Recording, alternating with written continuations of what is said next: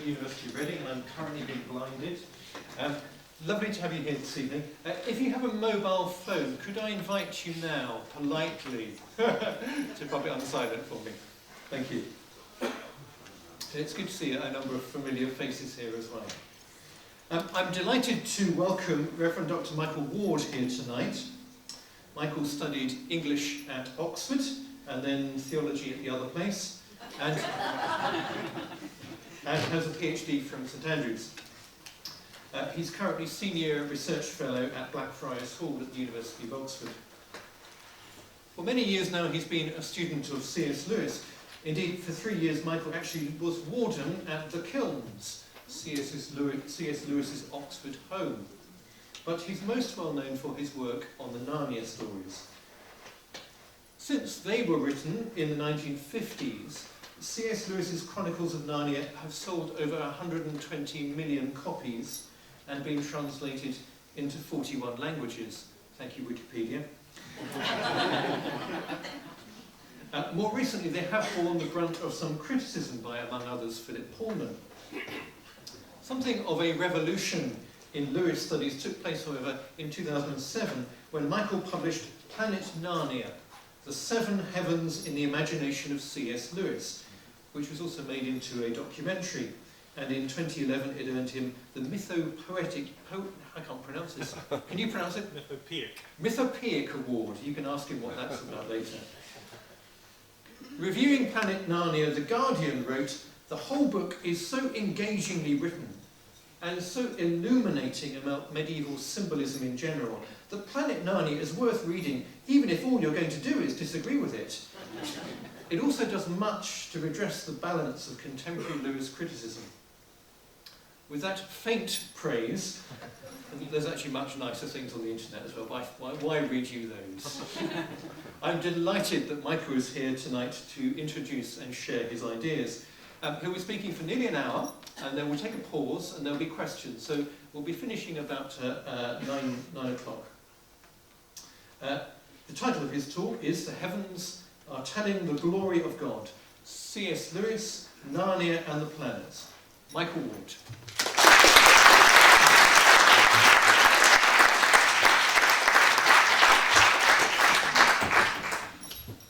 Good evening. Thank you, Mark. It's a pleasure to be here at the University of Reading. It's my first time speaking at Reading, actually, and as I was having dinner with Mark and others over supper just before coming here, I mentioned how crucial one particular professor at Reading was to C.S. Lewis. His close friend Hugo Dyson taught English here at Reading in the 1920s and 30s. And it was largely as a result of a conversation that C.S. Lewis had with Hugo Dyson and their mutual friend, the little-known J.R.R. Tolkien. It was largely as a result of that conversation that C.S. Lewis became a Christian in 1931. Everybody knows about Tolkien's influence on Lewis, but almost everybody forgets about Dyson. He was probably at least as important, maybe more important, in that crucial conversation, leading to Lewis's life-changing conversion. So I'm glad to be here at Reading, if only for that reason, but many others too. The title of my talk is The Heavens Are Telling the Glory of God, and here is a picture of the heavens, the Milky Way in Sagittarius, I think in summertime. By the way, is it possible to turn off some of the lights immediately above the screen? Will that improve the definition of the picture?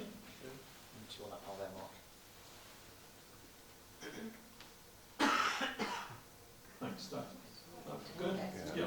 Can we still see you? Can still see me, can you? Yeah. Just enough. You don't need to see me, you just need to hear me. The heavens are telling the glory of God. The firmament proclaims God's handiwork. Day to day pours forth speech. Night to night declares knowledge. There's no speech, nor are there words. Their voice is not heard. Yet their voice goes out through all the earth, and their words to the ends of the world. That's how Psalm 19 opens. C.S. Lewis, pictured here on the cover of Time magazine in the 1940s, C.S. Lewis described Psalm 19 as the greatest poem in the book of Psalms, and one of the finest lyrics in the whole world. The heavens are telling the glory of God. And it's about Lewis's views of heavens that I want to speak to you tonight, and in particular how I believe they are connected with his best-known works, the 7 Chronicles of Narnia, which, as Mark said, were published in the 1950s and are still selling millions of copies annually worldwide in over 40 different languages. And they've recently been introduced to a whole new generation of readers because of the feature film adaptations which have been released over the last 7 or 8 years. Can I just do a quick survey, if I may, actually, and ask you, how many of you have read at least one of these books, or seen at least one of the movies? Okay, who isn't putting up their hand? 2 people, 3 people. I hope this won't be too boring for you, this talk. But that's pretty impressive. That's 98% probably of the people here have some familiarity with these stories. And there probably aren't that many equivalent series of children's books where you could ask that question and get that same answer. These books are some of the most widely known books of the second half of the 20th century, hugely influential, and read still avidly by children of 7 years old, up to professors and archbishops. You might have noticed that Rowan Williams recently published a book on Narnia himself. An amazing spread of interest that these books excite. But I wonder if you've ever sat back from your enjoyment of these books, assuming you have enjoyed them, and asked yourself why it is that Lewis wrote them the way that he did. Because it's not immediately obvious why they are as they are. When he read the first few chapters of the first book, The Lion, the Witch and the Wardrobe, when he read it aloud to Tolkien, Tolkien hated what he heard and dismissed it as a hodgepodge, as a mishmash of unrelated mythological traditions, all yoked together by force, English children alongside centaurs and fauns and dryads and naiads out of Greek and Roman mythology, alongside a white witch character who's very much like a snow queen from Hans Andersen fairy tales, alongside Father Christmas, for goodness sake, what's he doing in this first book? And to Tolkien this was an abomination. He couldn't stand the books, and he soon gave up trying to read them when they began to be published. And quite a lot of readers and critics have followed in Tolkien's wake and have thought, well, the books are fine, that they weren't put together with any great care. There's no very strict imaginative logic governing Lewis's compositional choices in these books. He was just a professor at play, kicking back, having fun, and miraculously he published 7 classics, which have become some of the most influential books of the last 60 years. People don't seem to reflect upon the oddity of that possibility, that if Lewis was just throwing things together at random, is that really how classic books are arrived at? Maybe it is, but I don't think so. And quite a lot of Lewis scholars haven't really been satisfied by that slightly unreflective position. All the more so when you consider that the man we're talking about, C.S. Lewis, was not the sort of writer and thinker who did things at random. He was a very rigorous and consistent writer and thinker. His great friend Owen Barfield once said, and by the way, ladies and gentlemen, we have the grandson of Owen Barfield in the audience tonight. Delight to see you. Owen Barfield Jr. is present with us tonight. But Lewis's great friend Owen Barfield once said of Lewis that what he thought about everything was somehow secretly present in what he said about anything. If you know Lewis's poetry, you know that his poetry is fantastically complex, almost mind-bogglingly complex. Lewis loved studying the writings of medieval and Renaissance authors who, he said, love to present us with something which can't be taken in at a glance. Everything leads to everything else in these writers, but often by very intricate paths. And intricacy, he said, is a mark of the medieval mind. And as a Christian, too, Lewis believed that the universe itself was a fantastically intricate work of divine artistry. Every single thing in creation, he believed, has been made both for its own peculiar sake and for interdependent purposes with every other created thing. And even seemingly random things have been made for a purpose. We may not be able to understand what that is, but Lewis believes that it is part of the total artistic choice which the divine author has made, even down to things like the curve of every wave and the flight of every insect, he says in his book on prayer.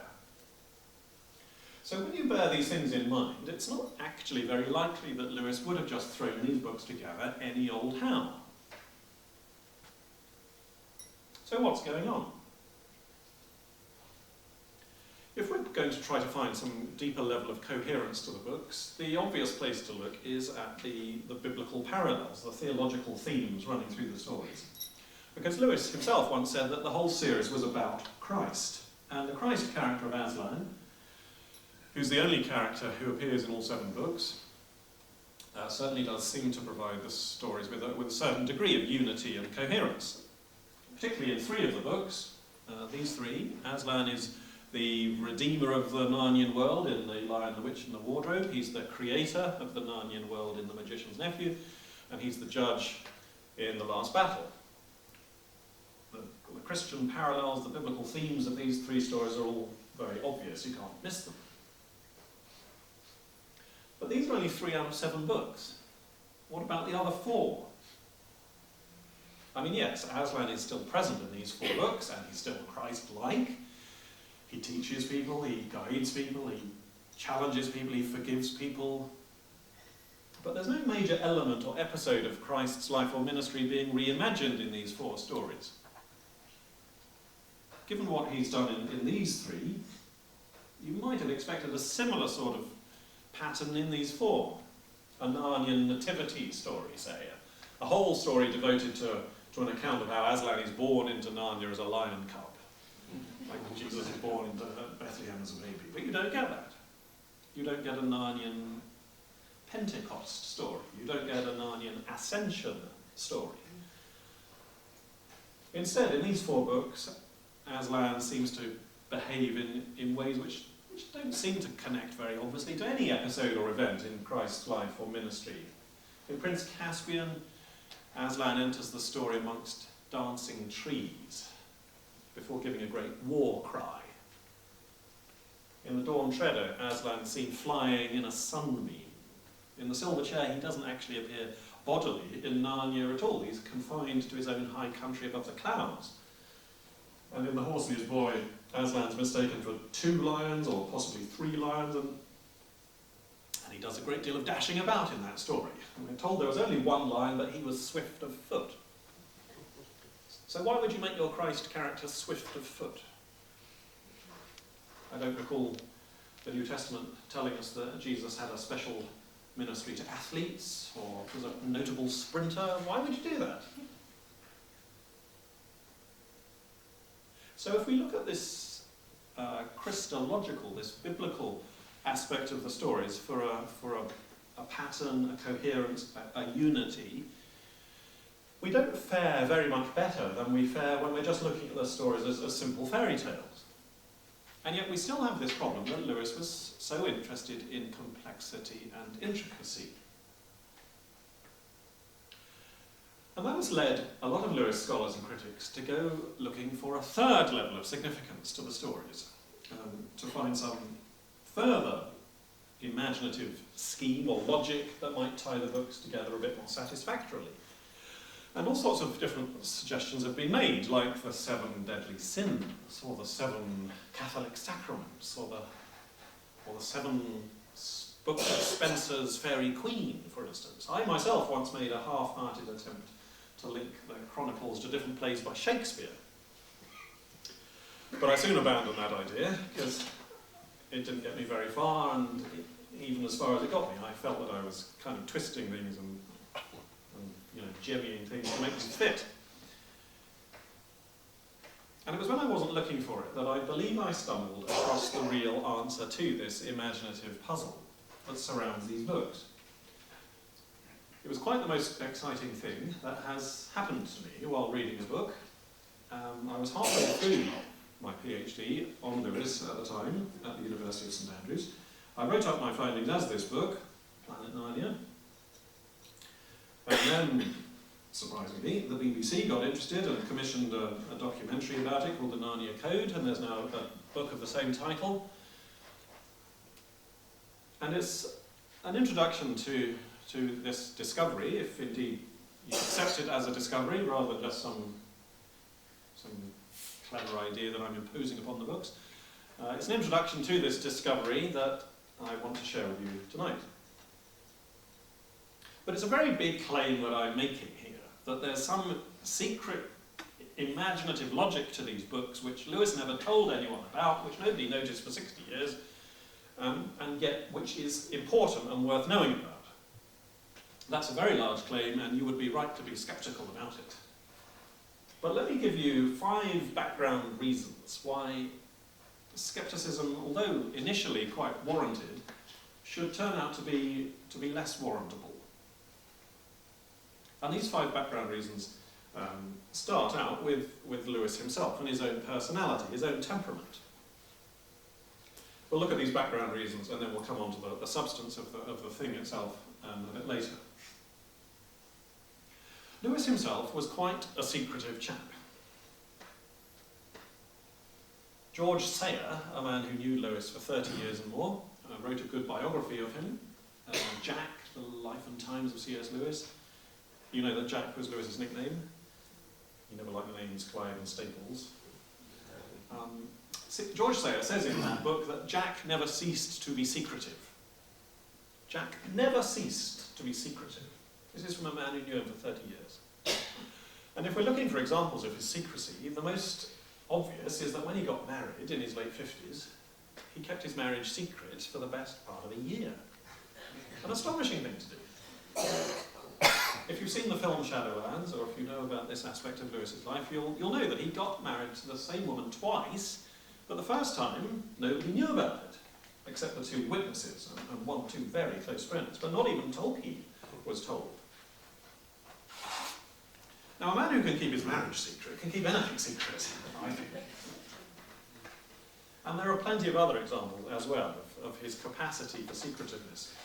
His autobiography, for instance, Surprised by Joy, left out so many really important things that one of his friends jokingly said, it shouldn't have been called Surprised by Joy, it should have been called Suppressed by Jack.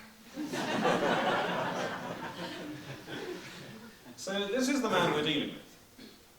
He could keep major secrets when he wanted to. Of course, this fact proves nothing about what he might be up to in the Narnia books, but I'm just trying to give us a picture of the sort of personality that Lewis had, the sorts of things of which he might have been capable. So that's, if you like, a psychological background reason. Now, what we might call an epistemological background reason. Epistemology is what? The science of knowing, the study of consciousness, how we understand things. And Lewis once said that an influence which can't evade our consciousness will not go very deep. An influence which can't evade our consciousness will not go very deep. And by consciousness, he meant 2 things. He divided consciousness into contemplation and enjoyment. And he writes about these in a little article he wrote called Meditation in a Tool Shed. And this is my nearest picture I can find of a tool shed, where he pictures himself standing in the darkness of his tool shed one sunny day. It's dark inside, but it's bright outside. And through a crack at the top of the door, he can see a beam of light slanting down through the darkness of the shed, and you can see little particles of dust floating in the sunbeam. It lights up a patch of the floor. And this Lewis uses as an image of one kind of consciousness, which he calls contemplation, looking at the beam. This is the sort of consciousness we have of something when we are outside it, when we're not involved with it personally, but we're just inspecting it from a distance, maintaining our objectivity and neutrality. It's a little bit like, if you know French, savoir knowledge about something from the outside.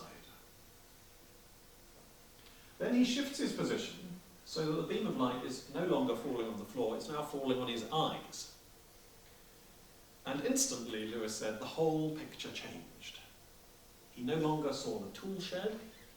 Indeed, he no longer saw the beam of light. The beam vanished when he looked along it. When he looked along the beam, he saw something quite different. He saw the crack at the top of the door and the leaves on the tree waving in the wind outside, and millions of miles away, the sun itself. And of course, this is his image that he uses of the second kind of consciousness, which he calls enjoyment, looking along the beam. This is the sort of knowledge we have when we are committed to something, when we are involved with it, when we are personally attached to it. We're not keeping our distance, we're fully immersed. And it's a little bit like the other French word for knowledge, connaître knowledge, knowledge by acquaintance. The sort of knowledge you have of someone, not when you're reading about them in the newspapers, but when you're in a relationship with them. And every question that presents itself to us, Lewis says, can be assessed in one or other, or indeed both, but not simultaneously, one or other of these two modes of consciousness. And indeed, Lewis says that we should try out every question, insofar as it's possible, in both lines. He says we should be like the ancient Persians, who debated everything twice, once when they were sober, and once when they were drunk. There are benefits to our knowledge of being drunk. That is to say, of being immersed in an experience. But interestingly, and this is why I'm going on about this at such length, interestingly, when you look along the beam, you do not see the beam. The beam vanishes when you are inside it, because it's no longer the object of your vision, it's now the medium of your vision. Light is not something we see so much as something we see by, Lewis says. So when he says an influence which can't evade our consciousness won't go very deep, what he means is an influence which can't evade our contemplative consciousness won't go very deep. For as long as it's just being understood with our contemplation consciousness, we will be outside the beam. We will be looking at it. We will be holding it at arm's length, inspecting it from this neutral perspective. It won't go deep like that. Only when we step inside it will it get beneath the radar of our contemplative consciousness, so that we begin to have personal knowledge of it. But interestingly, in that situation, there's a kind of hiddenness involved in the commitment, because we're now inside the beam.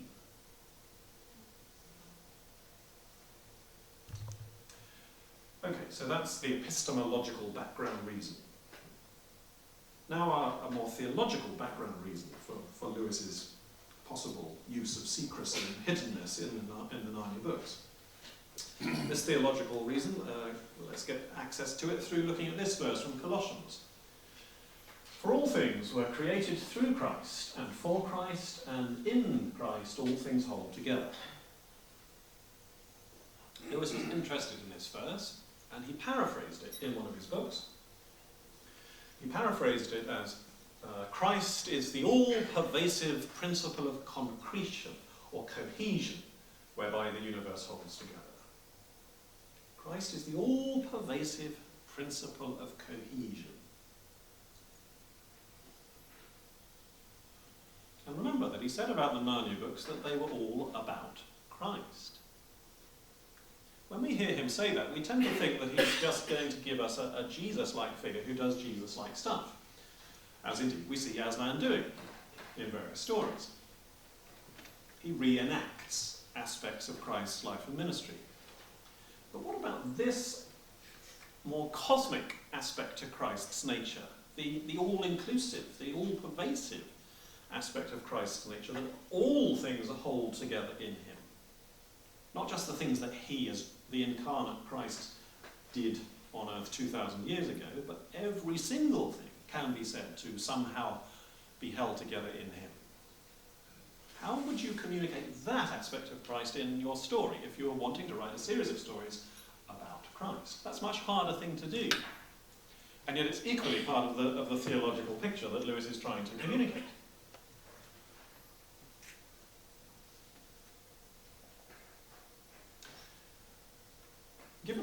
belief in this situation, he was aware that it gave rise to a sort of quandary, a sort of predicament, which he wrote about in his book Miracles. He said, the fact which is in one respect the most obvious and primary fact, that is to say, God, Christ, and through which alone you have access to all the other facts, may be precisely the one that's most easily forgotten.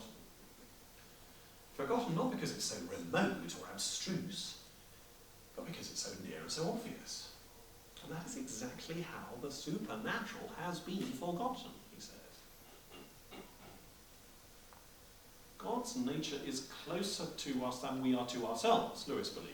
God's creative act has brought us all into being. God's word has underpinned every moment of our lives from the beginning of our lives. And therefore we've never known a moment when we haven't been living in this Christ-drenched universe, so to speak.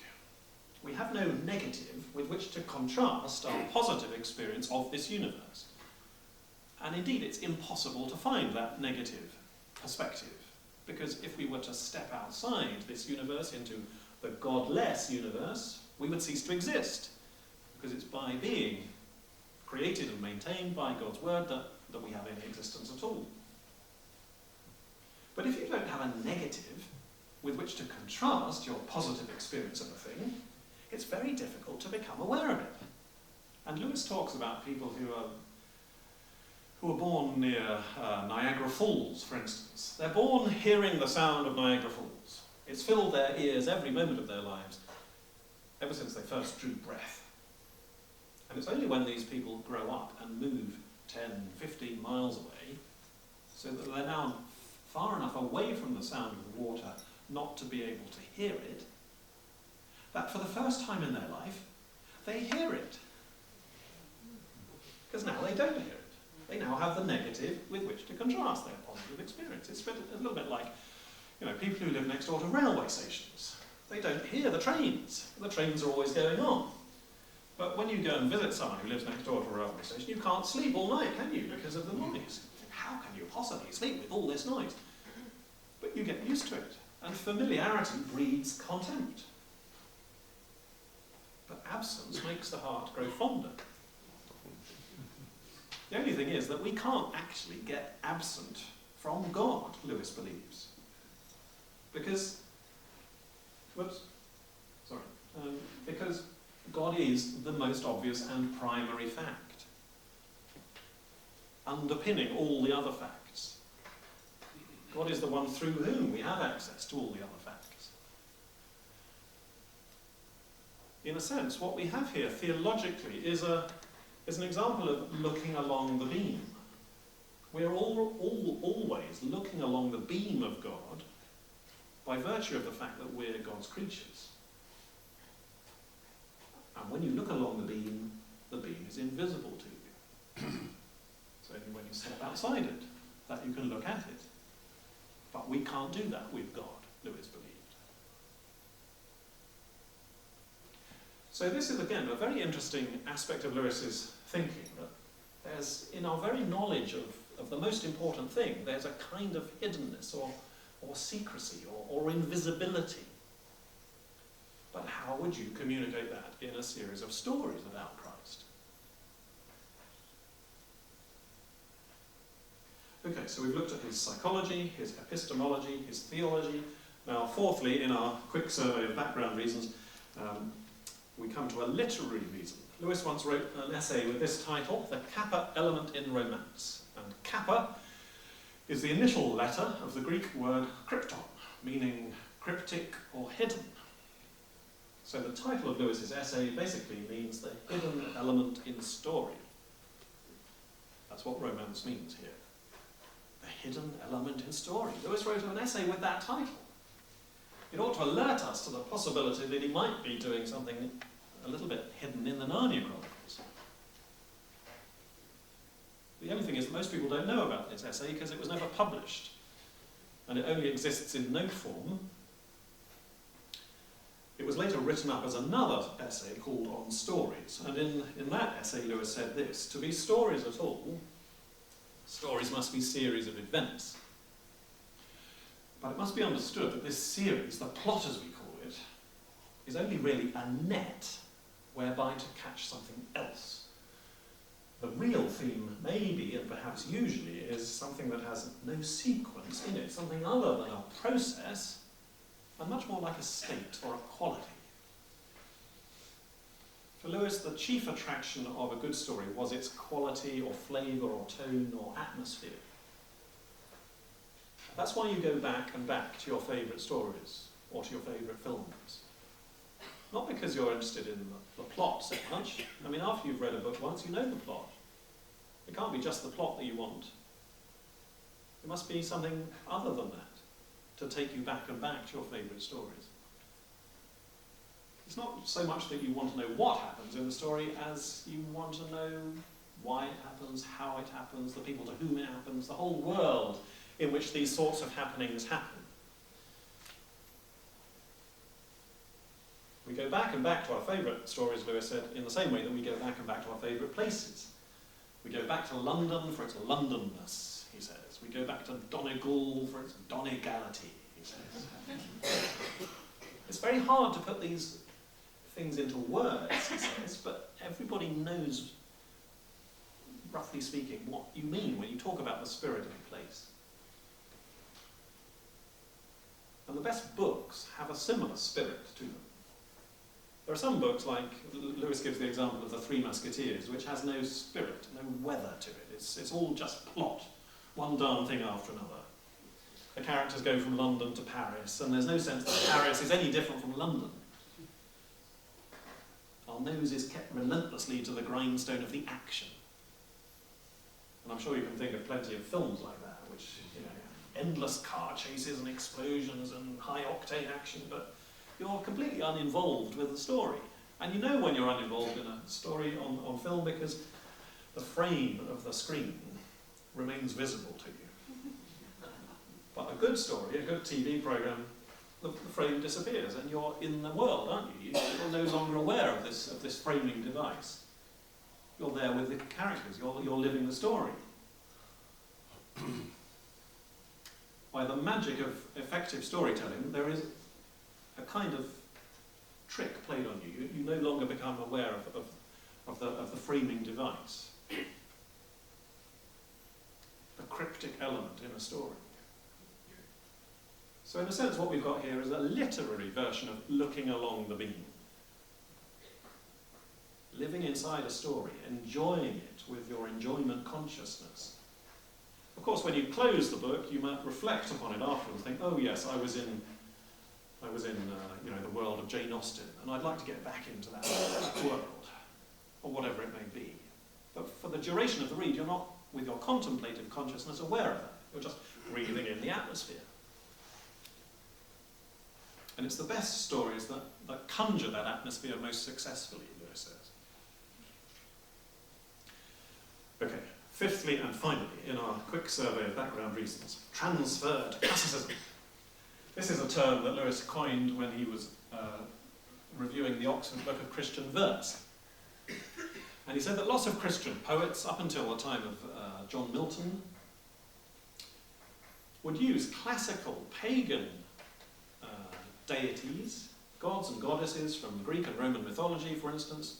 They would use those characters and transfer them into their poetry, their drama, whatever it was, and by means of those pagan gods and goddesses, they would say something about the Christian God that they actually believed in.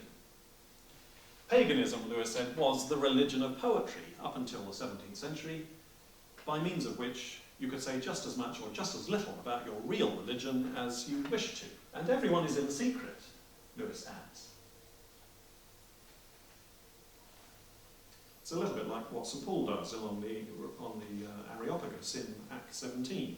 He takes pagan deities and uses them himself in his presentation of the gospel. You remember how he quotes two poems about Zeus. In Zeus we live and move and have our being, for we are indeed Zeus's offspring, is what he's quoting.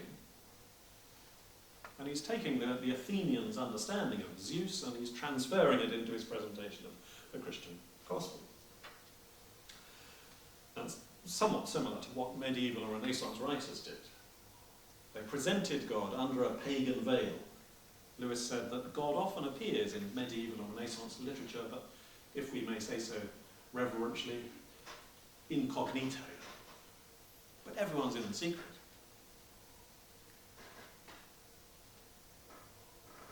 Okay, so those are our 5 background reasons. Now, we are back where we started, the Narnia Chronicles. How do these stories hang together, if they do? And at this point, it's worth remembering that although Lewis is best known for his Narnia stories, he wasn't professionally a writer of fiction, he was professionally an academic. He taught at Oxford for nearly 30 years, he finished his career at Cambridge. He was a highly distinguished professor of medieval and Renaissance literature.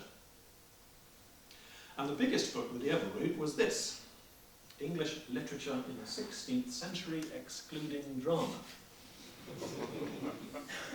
How many people have read this? Anybody? 1. Excellent.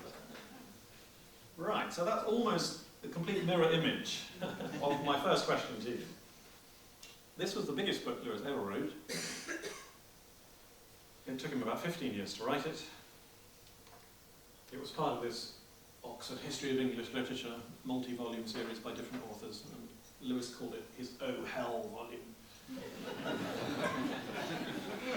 And he rather regretted taking on the commission for this because it took him so long, and when he finally published it, he wrote to a friend and said, "Thank goodness I've finally completed this massive academic enterprise. It, he said, was the top tune all those years, and all the other books I published during those years were just its little twiddly bits."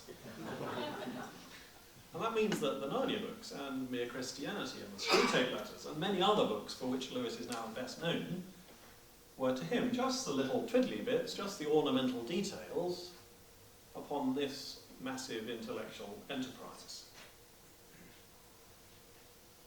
This was what he was paid to think about. And if you read this book, which I encourage you to do because it's very readable, very amusing apart from anything else,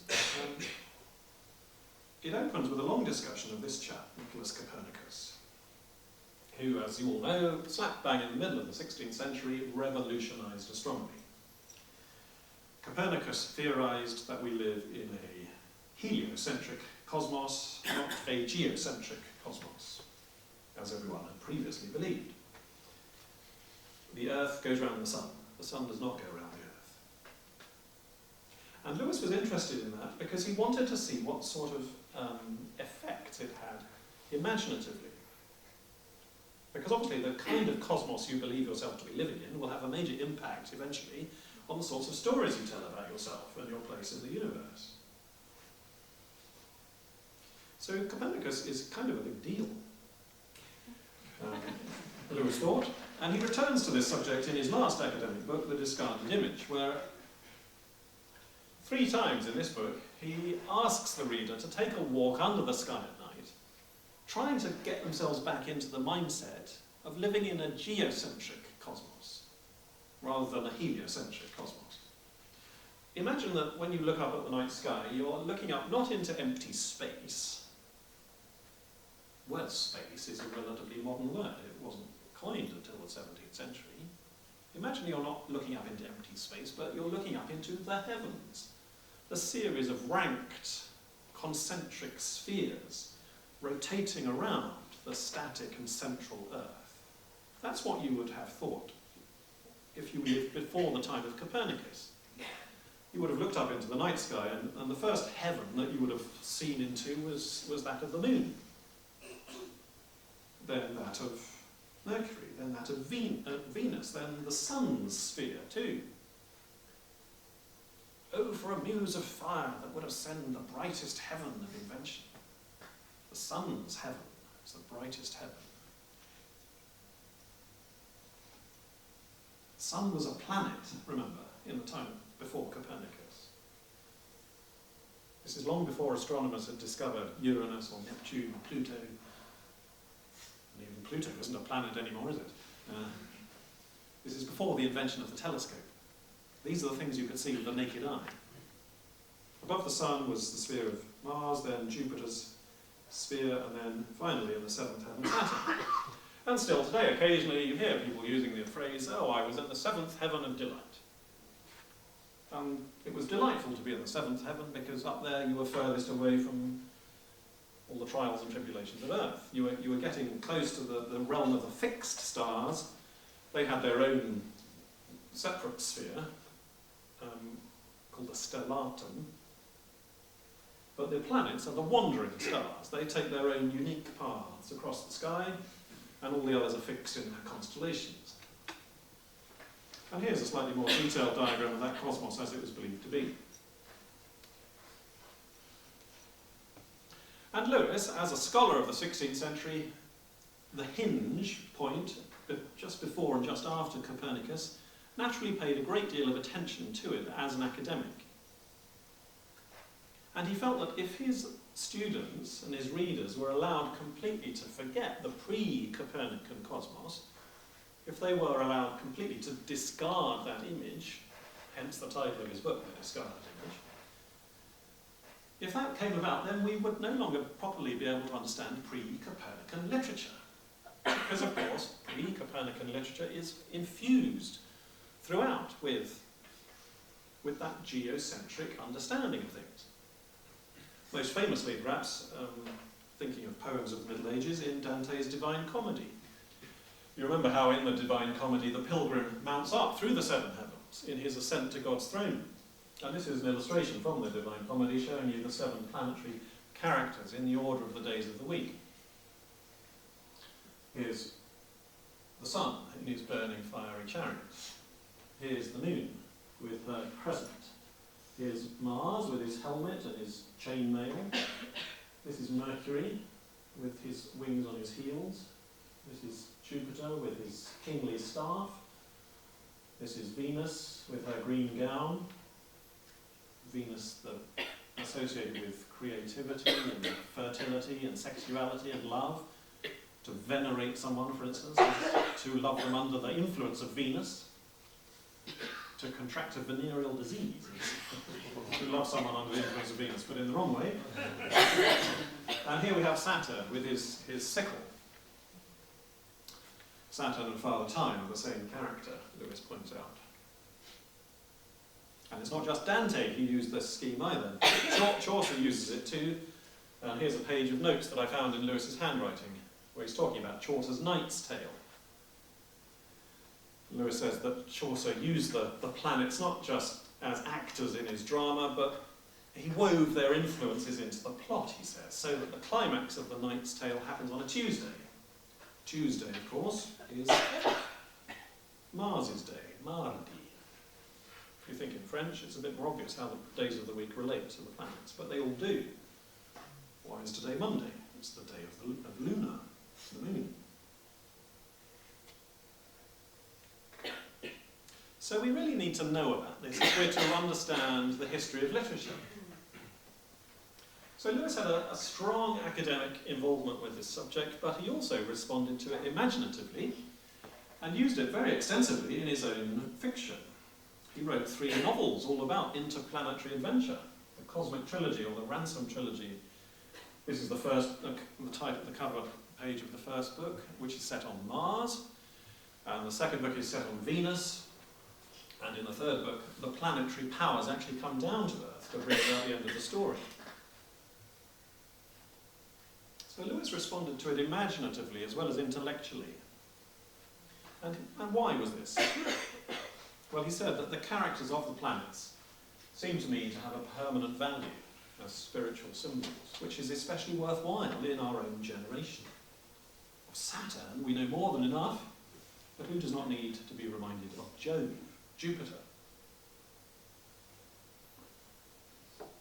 No small claims, these. The characters of the planets have a permanent value as spiritual symbols. And indeed, it's especially worthwhile in our own generation, Lewis says, because we know far too much about Saturn. We know all about Saturn with his sickle, Father Time, cutting people down. Lewis's generation, of course, was the generation that went through the Great War. And he sometimes talks about the culture of the 1920s and 30s as being Saturnocentric, fixated upon saturnine qualities of loss and death and cynicism and pessimism, which is all very natural and understandable given the trauma of the Great War, but not an eternal truth about the nature of the universe, he thought. A much better way of symbolising the heart of spiritual reality for Lewis was through the symbolism of Jupiter, Jove, the kingly character, the chap with the sceptre, the royal staff of office. So when Lewis came to write the Narnia books, I believe that he used this sevenfold symbolic system. Again, he'd used it explicitly in the Cosmic Trilogy. Here, he uses it implicitly. We don't have time to go through all 7 books for me to explain how I think it maps out, but let's just look at 3 of them in some detail. And first of all, Jupiter, seeing as Jove, Jupiter is Lewis's favourite, the one he thinks we need particularly to be reminded of. Here is the planet Jupiter, and here is Jupiter's great red spot here, the great red eye of Jupiter. The diameter of that spot is greater than the diameter of Earth.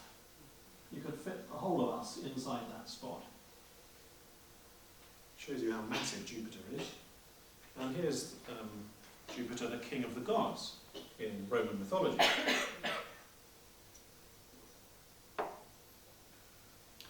Now, Lewis, writing about Jupiter, says that Jupiter is above all things the king. But we must think of a king at peace, enthroned, taking his leisure, serene.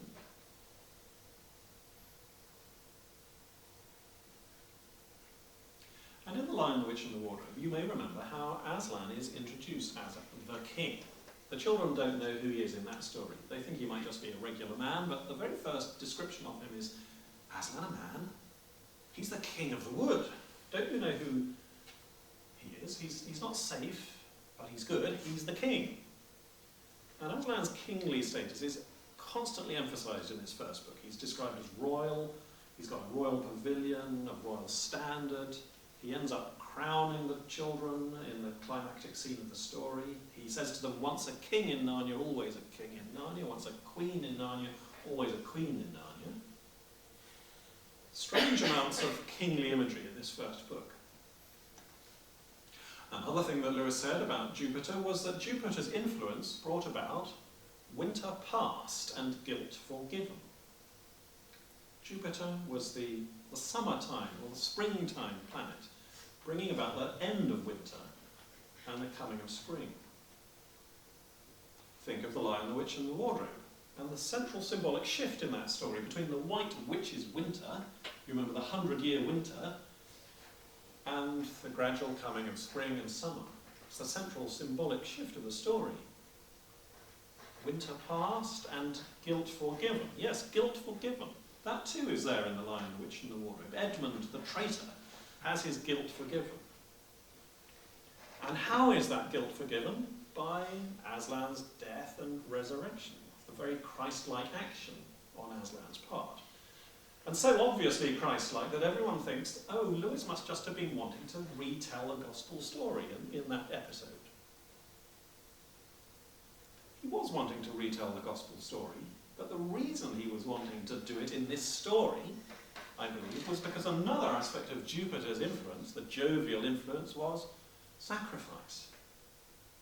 The same year that Lewis began writing The Lion, the Witch and the Wardrobe, he published another book about the poetry of his great friend Charles Williams. And in that book, Lewis said this: when he writes of Jupiter's red-pierced planet, Charles Williams assumes that the huge reddish spot which astronomers observe on the surface of Jupiter is a wound, and the redness is that of blood. Jupiter, the planet of kingship, thus wounded, becomes another archetype, another reflection of the divine king wounded on Calvary. So it shows us that Lewis very explicitly connects jovial symbolism with the sacrifice of Christ, which of course he's reworking at the heart of that first Narnia story. Here's a medieval woodcut showing you Jupiter enthroned in the heavens, and down on earth are the people who exhibit his influence. So here, very much to be expected, is a coronation scene, the kingliness of Jupiter having its effect. Here we have a man kneeling for judgment. Is his guilt going to be forgiven or not? And in the background here you might just be able to make out horses and hounds, and they would be hunting a white stag, the white hart, the noblest quarry that kings and queens would hunt for in medieval romances. And you will remember at the end of The Lion, the Witch and the Wardrobe, the final chapter is called The Hunting of the White Stag. All these elements, and many others besides, Lewis puts into The Lion, the Witch and the Wardrobe. Or you might say he constructs The Lion, the Witch and the Wardrobe out of them. It's not as if the story exists before and he just lays them over as a kind of top dressing. No, they're hardwired into the story. So it's for these reasons and many others that I believe that The Lion, the Witch and the Wardrobe is Lewis's Jupiter story. The jovial symbolism accounts for the main arc of the plot. It accounts for all sorts of ornamental details, and it accounts for the portrayal of Aslan as the king and the forgiver of guilt. Let's move on. Prince Caspian is the Mars story. Mars, as everybody knows, is the god of war, and Prince Caspian is a war story. It's the civil war of Narnia, the great war of deliverance, as it's called in the later book. And if you saw the recent film version, you will have not missed the military episodes in the story. They really went to town on those in the film. Yes, you might say, but aren't there battles in all the Narnia books? And what makes battles specifically martial in any case? Well, there are battles in many of the books, yes, but they are particularly central in this, and the very word martial itself appears twice in this story. But what really clinches it is that other central theme of imagery running through the story, which has to do not at all with battles or armies, but with trees and forests. You see the trees here on the cover of the book. And you remember how Lucy tries to wake the trees, and how the trees come to the battle at the end of the story. Why all these trees?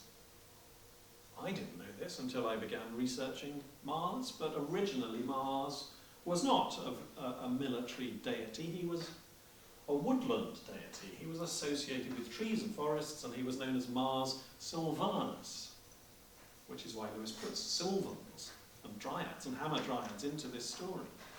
Here's a Pompeian mural showing you Mars in his twin capacity as, yes, god of war, with his shield, his spear and his helmet, but he's standing against this backdrop of burgeoning vegetation.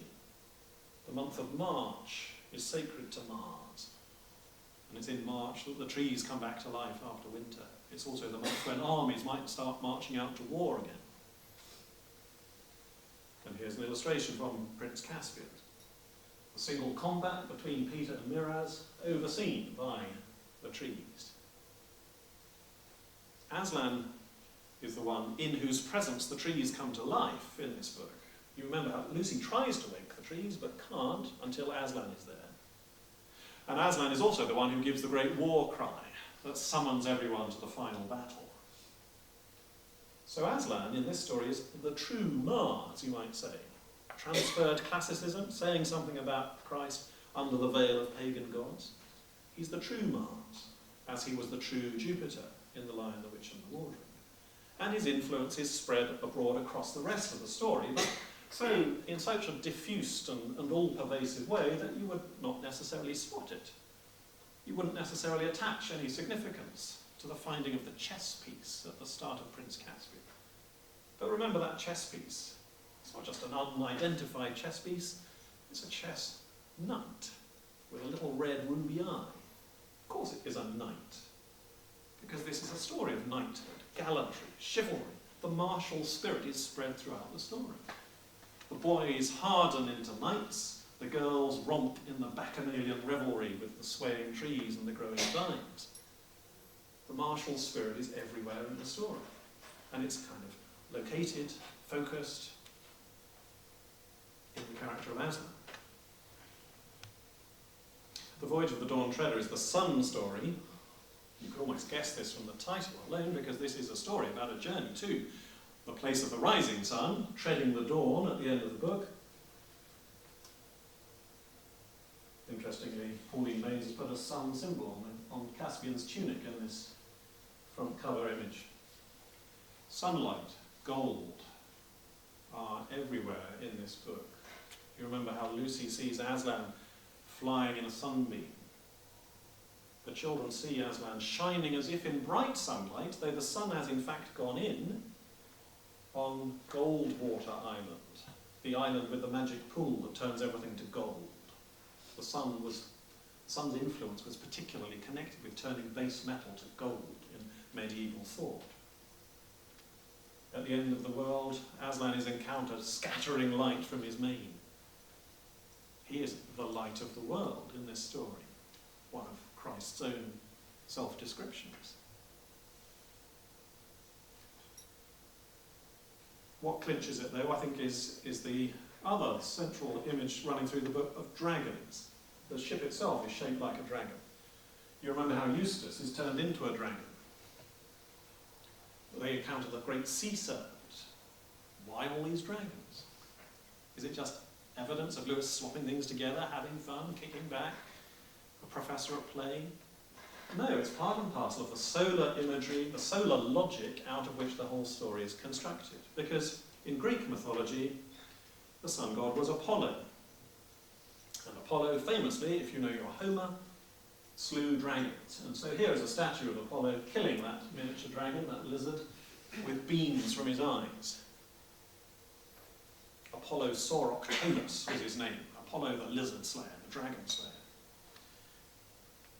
Here's an image of Eustace turned into a dragon from the recent film version. And here in his eyeball you can just make out the approach of Aslan. Aslan is going to come and rip off the thick, dark, knobbly dragon hide and turn Eustace back into a boy again.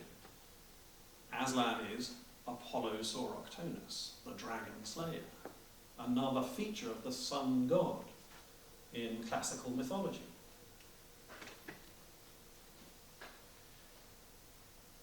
Now, much more rapidly, the Silver Chair is the lunar story, all about wetness and wanderings and lunacy. The Horse and His Boy is the Mercury book, all about words and speed and messages and twins and boxing and all those other marvellous qualities that are associated with Mercury. The Magician's Nephew is the Venus book, all about creativity and laughter and motherliness and life, long life, and golden apples from western gardens. And the last battle is the Saturn story, of course, all about death and disaster. All the characters in this story are dead by the end of it, and who is it who brings Narnia to an end but Father Time himself? Or Saturn? Saturn and Father Time are the same character, Lewis says in the discarded image. And I turned up an early draft of the Narnia books in which Lewis had originally planned to call Father Time the god Saturn. It's there in the draft. But by the time Lewis came to publish the books, he obviously thought that was too obvious.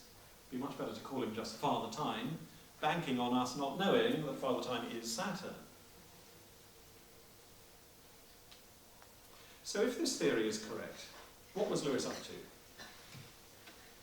I think there are two main reasons why he would have done this. One is the literary reason, the kappa element in romance, the hidden element of a story, that the qualitative flavour or atmosphere that you drink in, that you live within as you enjoy a good story. That would be the literary reason.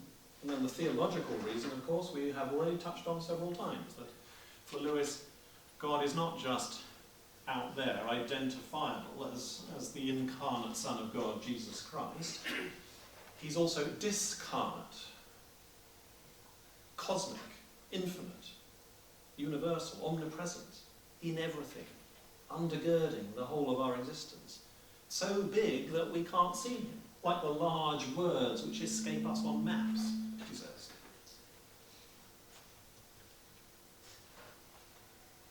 to portray the Christian God accurately, Lewis thought you need to have both. You need to have the hard-focused, incarnate God in Jesus Christ, whom we see so clearly in Aslan throughout the stories. But you also need the discarnate God, who's infused throughout the whole story, and even into the apparently random details, down to the curve of every wave and the flight of every insect. Thank you very much.